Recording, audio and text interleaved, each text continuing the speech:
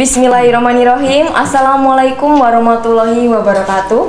Pertama-tama marilah kita panjatkan puji syukur kehadirat Allah Subhanahu wa taala, Zat yang memberikan kita kehidupan, kesehatan, rizki dan ribuan nikmat lainnya sehingga kita di sini dalam keadaan baik-baik saja. Tidak lupa sholawat serta salam kita junjungkan kepada Nabi besar kita, Nabi Muhammad SAW, kekasih Allah yang selalu menyeru kepada kebaikan, dan semoga kita semua termasuk golongan yang mendapatkan syafaat di yaumul akhir nanti. Sebelumnya saya ucapkan selamat datang di YouTube channel kami, yaitu MBS SMP MUH PK Pracimantoro. Jangan lupa like, komen, dan subscribe supaya kita tidak ketinggalan informasi penting dan juga terupdate dari SMP Muhammadiyah Program Khusus Pracimantoro.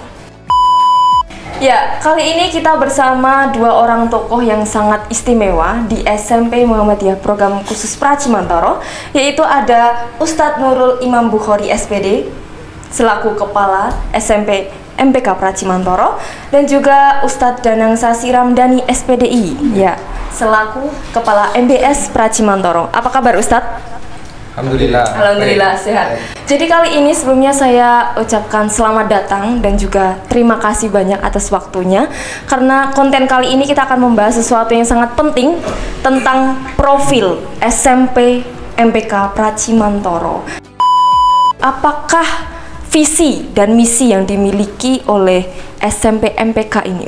Baik, visi dari SMP Muhammadiyah PK di sini adalah mewujudkan generasi ulil albab yang berkarakter dan berkemajuan. Itu jadi visi kebanggaan kita. Kemudian dari misinya itu ada 4 poin di sini. Yang pertama itu menyelenggarakan pendidikan dan pengajaran secara komprehensif. Kemudian mengintegrasikan ilmu agama dan juga ilmu umum. Itu yang pertama. Dan yang kedua, menjadikan kehidupan nyata sebagai laboratorium untuk pendalaman keilmuan peserta didik. Yang ketiga, membudayakan aktivitas dan kegiatan olah rasa, olah pikir dan juga olah rasa, unjuk prestasi melalui kegiatan intra, ekstra dan juga kegiatan program unggulan yang ada di SMP. Yang keempat, sekolah ini bisa menjalin hubungan dengan pihak manapun terkait program itu sejalan dengan asas dari Syariatan Muhammadiyah. Nah, itu yang bisa saya jelaskan tentang visi dan misi. Untuk sejarah berdirinya SMP secara singkat bagaimana? Pada tahun 2013 SMP ini berdiri. Dulunya masih satu induk dengan SD Muhammadiyah PK, mengingat SD MPK ini sudah lebih dulu berkembang gitu ya. Dari situ kemudian ada respon positif dari masyarakat.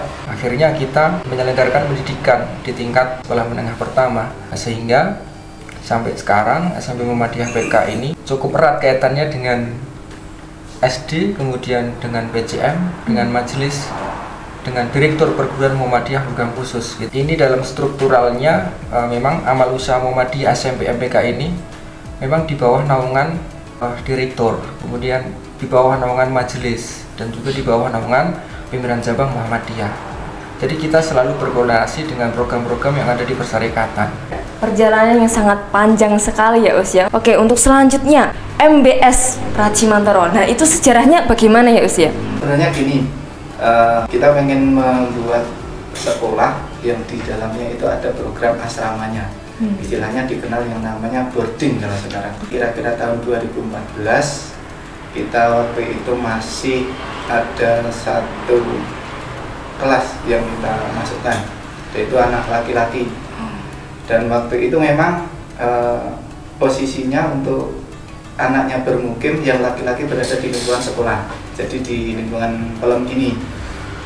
Kemudian untuk yang perempuan dipakai di daerah Geran Sedai Pracimantoro. Itu waktu itu karena di dalamipun Ustadz Husain, di rumahnya Ustadz Husain itu ada pos kestren.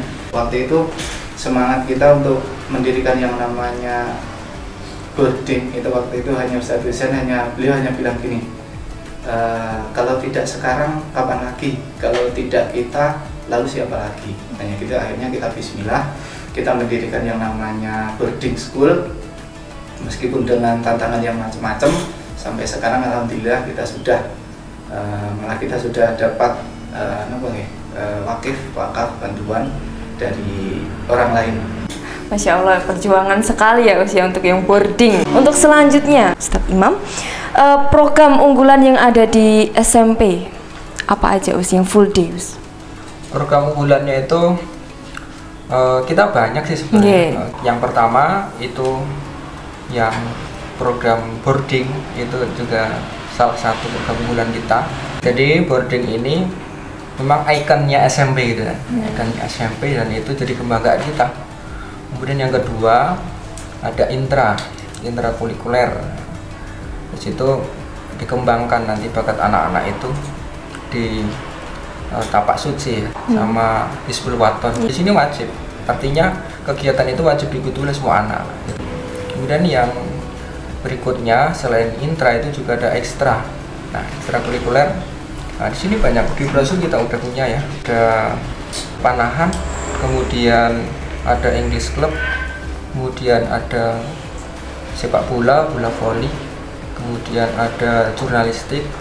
Nah, ini kita mau buka ekstra baru nih rencana, namanya ekstra multimedia gitu. Multimedia. Selain itu, yang berikutnya yang jadi program unggulan itu adalah kultur pesantrennya gitu.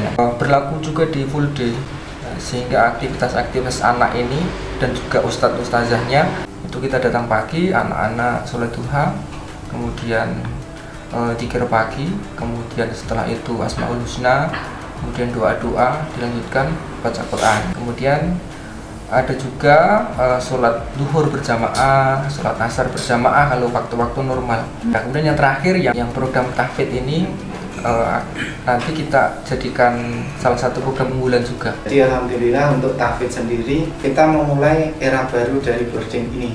Jadi kemarin kita itu targetnya 1 juz selama satu kali masuk di SMP istilahnya gitu. Nah, ini kita targetnya 3 juz minimal. 3 juz. Ya, 3 juz.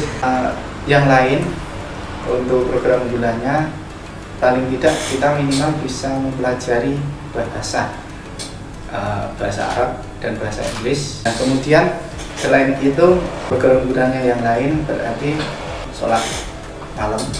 Setiap hari kita laksanakan sholat malam dimulai dari jam 3, nanti kemudian sampai menunggu adzan subuh.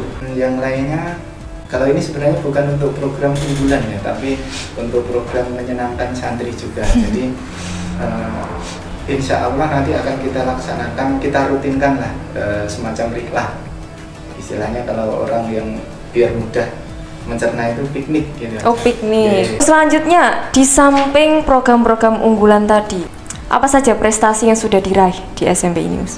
Alhamdulillah sudah pernah menjuarai event nasional, itu lomba LCC IPS. Ada 2 regu, yang 1 regu masuk ke 3 besar. Sebelumnya juga pernah itu lomba semacam videografi begitu, berapa ratus peserta. Alhamdulillah kita di peringkat 9 besar. Nah, kalau dulu masih ada UN gitu ya, selain itu ada ujian nasional, kita peringkat 5 besar. Nah, kemudian ada lomba-lomba yang sifatnya itu keagamaan. Insya Allah kita masih bisa lah untuk istilahnya bersaing lah sama sekolah-sekolah yang lain seperti itu.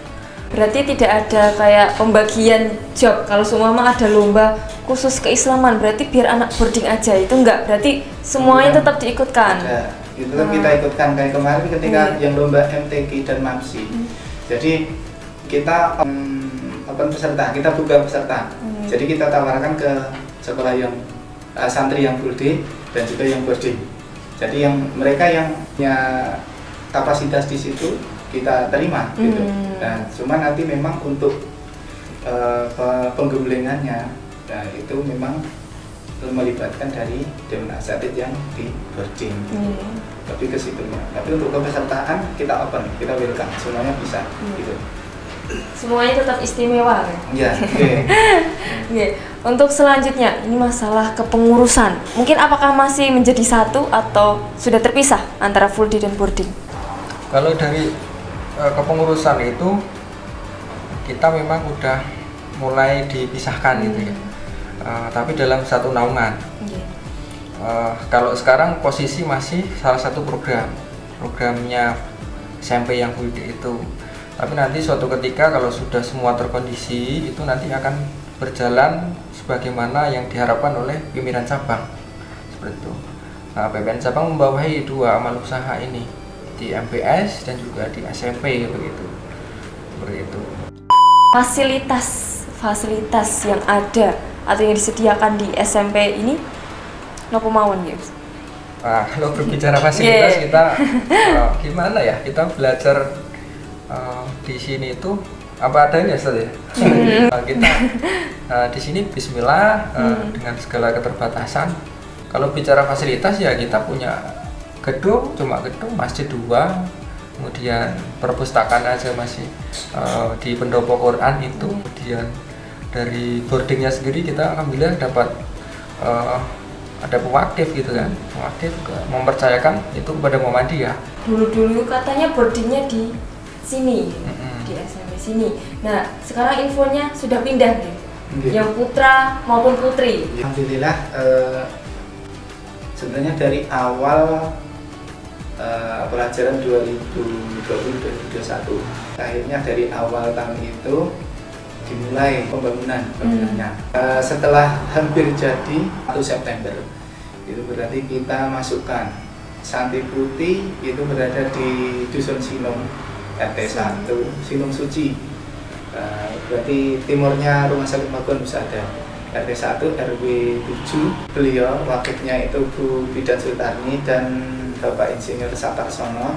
Itu kan di sana punya pendopo yang jarang terpakai. Waktu itu diputuskan untuk yang pendoponya dipakai untuk yang santri putri. Waktu itu gelombang pertama kita menerima santri putrinya itu 7 anak dahulu kita terima di sana. Kemudian santri putranya kita taruh di asrama yang dulu dipakai untuk asrama putri dulu, bahasa yang putri kita pakai. Nah, kemudian akhir November kita putuskan untuk pindahan. Nah, ini berarti posisinya untuk yang laki-laki itu berada di komplek Masjid Agro Nur Sifa Sinung juga. Itu berarti arah ke Dusun Sumur Gambir, Gambir Pracimantoro. Itu nanti baru masuk ke gang itu, nanti sebelah kiri jalan ada masjid besar. Nah, itu asrama putra di situ. Jadi masjid, kemudian halaman, pendopo, dan macam-macamnya bisa dipakai untuk fasilitas santri. Dan insya Allah nanti untuk tahun depan kita memang mau mencoba untuk membuka yang kelas boarding lagi, untuk kelas 7-nya yang baru kita buka untuk mungkin 15 lah. 15? Ya, 15 dulu. Putra dan putri? Putra dan putri, 15 pendaftar dulu. Kira-kira untuk apakah ada standar yang harus dimiliki siswa ketika ingin daftar di bagian yang boarding itu? Nah, untuk sementara ini kita masih standarnya sama yang di full day. Jadi yang penting anaknya berminat ke situ dulu, masuk ke boarding dulu gitu. Dan siap istilahnya, jadi paling enggak yang masuk ke asrama itu memang benar-benar anak yang siap untuk pisah dengan orang tuanya. Kalau jadi biar meskipun secara kemampuan anak-anak tersebut masih jauh istilahnya dari yang dinamakan santri, tapi kita pengen di sini kita memang bukan nemu santri, bukan, tapi kita pengen mencetak santri. Jadi memang dari basic awal yang belum bisa membaca Al-Quran pun insya Allah asalkan dia siap, insya Allah kita terima. Jadi sebenarnya boarding ini alternatif ya bagi orang tua yang ingin anaknya mungkin tidak hanya cerdas di bidang akademik, nah monggo didaftarkan ke boarding supaya skill keagamaannya juga semakin bertambah gitu. Dan ini tambah juga, jadi kita memang punya target. Kalau target dari kami ya, dari pengurus boarding itu memang kita memberikan keleluasaan bagi full day untuk mengelola santri-santrinya. Tujuannya biar istilahnya diterima di sekolah-sekolah negeri favorit di daerahnya masing-masing. Nah, kita berikan keleluasaan. Istilahnya masuk mana, SMA Solo atau manapun, pokoknya kita dukung, intinya gitu. Nah, kalau khusus untuk yang boarding itu sebenarnya target kami supaya santri ini nanti ketika setelah lulus dari boarding itu dia mau melanjutkan ke pondok pesantren. Nah, jadi kita mau mengirimnya ke situ. Jadi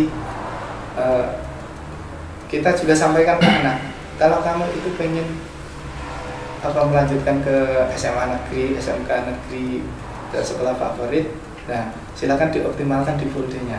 Tapi kalau kamu pengen melanjutkan ke Gontor, ke Asalam, Al-Islam atau pondok pesantren manapun, nah itu silakan kalian optimalkan di boarding-nya.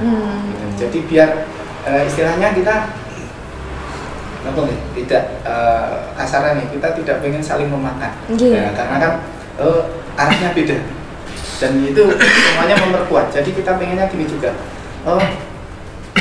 Karena sekarang kan yang sampun terbaca itu gini. Lulusan MPK itu pintar-pintar karena dia melanjutkan di sekolah-sekolah yang favorit di daerahnya masing-masing. Nah, ini kita pengen juga lulusan MPK itu ketika masuk di pondok itu juga sudah diperhitungkan, istilahnya gitu. Jadi target saya itu. Jadi paling nggak punya hafalannya bagus, kemudian bacaannya bagus, ya itu dulu. Untuk pendaftar informasi pendaftar ISBB ini kira-kira sudah berapa banyak? Oh baik, sekarang ini masuk gelombang 2 nih. Oh sudah gelombang 2 ya. Ini tadi saya ngecek terakhir itu 59 yang sudah mendaftar diterima di sini. Gitu. Namun kita punya target tersendiri untuk jumlahnya ini. Kisaran 70 sampai 90 lah kira-kira itu ya, sesuai dengan kapasitas ini tak miliki ya, jelas itu 3 rombel, 2 rombel yang full day, 1 rombel nanti yang boarding begitu ya. Berarti masih ada kesempatan bagi orang tua yang mau mendaftarkan anaknya ke sini kan, Us? Insya Allah belum tutup kan, Us? Belum. Ya. Jadi kira-kira kuotanya berapa? 90-an ya di berapa ya? Maksimal 90. Maksimal 90, masih banyak deh. Oke, mungkin hanya itu saja pertanyaan-pertanyaan yang benar-benar ingin diketahui oleh masyarakat umum ya, termasuk saya ya, untuk SMP MPK Pracimantoro ini. Sungguh informasi yang sangat bermanfaat sekali untuk orang tua yang mungkin anak-anaknya belum mendapatkan SMP ya, bisa langsung mendaftarkan ke sini SMP MPK Pracimantoro ya. Kita masih membuka gelombang 2 dan gelombang 3. Masih tenang saja ya, belum full kuotanya. Ya, sebelumnya terima kasih banyak saya ucapkan kepada Ustadz Imam dan juga Ustadz Danang ya atas waktunya. Terima kasih banyak atas informasinya, sungguh sangat luar biasa sekali. Mungkin hanya ini saja yang bisa kami sampaikan, bisa kami tampilkan di channel ini. Sekian, terima kasih banyak. Wassalamualaikum warahmatullahi wabarakatuh.